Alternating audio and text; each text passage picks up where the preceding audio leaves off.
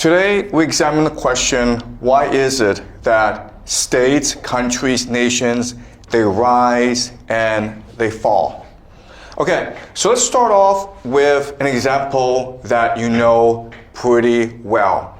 So this is the Warring States period.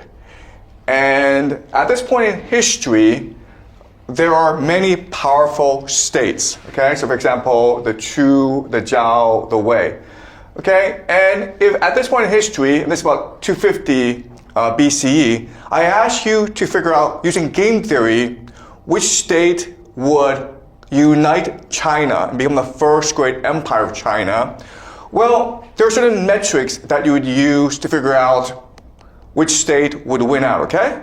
So obviously, you would look at population.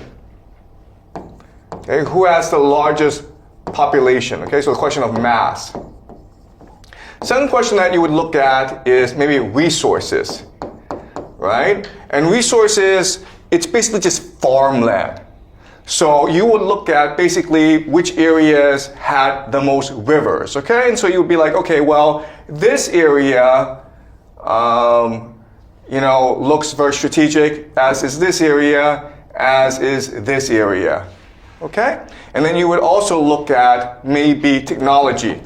So basically, which state has the most scientists, which state has the most advanced literature, arts. And then from these metrics, then you could do some analysis and figure out that maybe Chu would conquer all of China at some point. Okay? But at no point, using any metrics, would you assume that Qing would conquer China. And there are certain reasons why. First of all, it's in mountains, so it's pretty poor. Second of all, it's pretty far away from the rivers and trade routes. And third of all, it's pretty isolated, okay? So you could not possibly imagine that the Qing dynasty would conquer all of China. But in fact, it is the Qing that would come and conquer all of China. And not only that, but if you look at most of human history, this pattern repeats itself. If you look at a region, the strongest nation does not come out on top. It's usually the weakest, most marginalized area that will eventually come and conquer the entire territory and create an empire. Okay? So clearly, the way that we understand history, it's problematic. It's wrong. So what I want to do is propose to you a new way to understand how empires come into being. Okay, and this was actually first proposed by a Muslim scholar, historian named Ibn Khaldun. Okay, and he proposed the idea of Abbasiyya. And all this word means is basically cohesion or group solidarity. His theory is that, yes, the people in the margins, they're poorer, but because they're poorer, they're more unified. They focus more on solidarity, on working together. Whereas in the rich areas, they become too individualistic, they become too decadent, too corrupt. And ultimately, that's why it's always these tribes from the margins that eventually conquer the wealthy, civilized areas. Okay? And this is a pattern that repeats itself throughout human history all the time. So it's almost like an iron law of history. So what I want to do is show you that there are actually three metrics that you can use to measure how dynamic a society is and how likely it is to triumph in the end, okay? And these three metrics are energy, openness,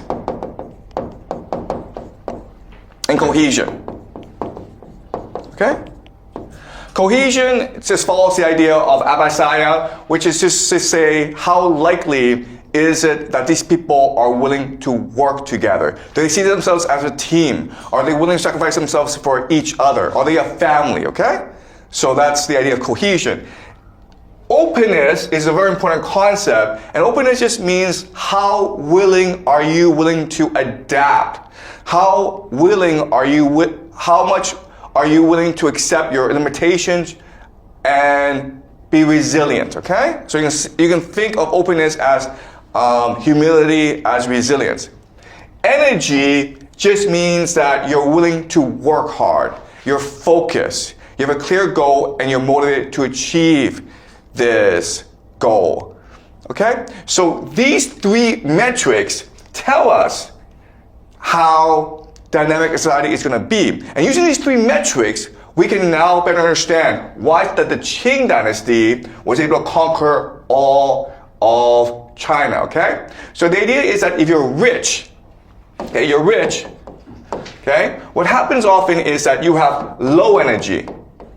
And what this means is that the elite don't want to work anymore. They rather just exploit the other people, okay?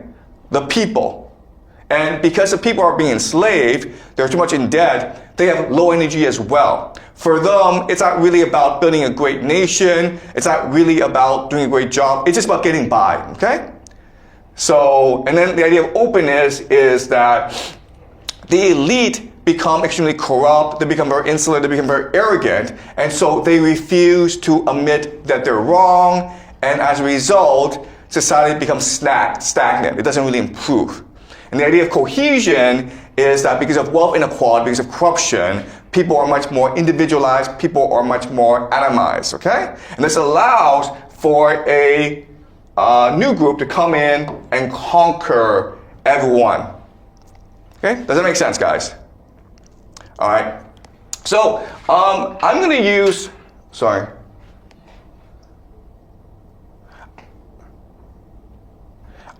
actually another example, okay? An example is the Greek city-states. And remember, the Greek city-states, it's really the height of human civilization. They gave us Homer, Plato, Thucydides, Sophocles, okay? Just basically the basis for all of Western civilization. Now, what's interesting is that for most of their history, the Greek city-states, and these are basically like these small cities, okay? There are thousands of them, and on average, there are about 1,000 people each. There are some big city-states like Athens, but even Athens is not that big. So at its height, Athens had about 50,000 people, okay? So these city-states like Athens, Thebes, Sparta, okay? These are the major ones, and there are others as well as Corinth, Argos. They're always in competition with each other, very much like the Chinese warring states as well. And again, if we were to look at the year 500 BCE, you would think that maybe Athens or Sparta would emerge as the grand unifier of the Greek city-states. And in fact, what happened was that Athens did become an empire, but then the other Greek city-states started to attack Athens, and Athens declined over time, okay?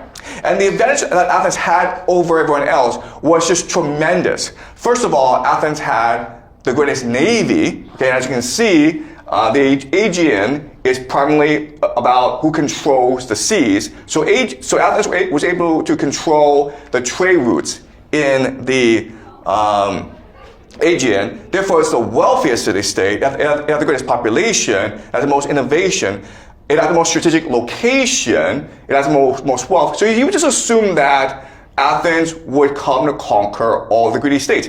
But in fact, it was the Macedonians, okay, who came in and conquered all of the city-states.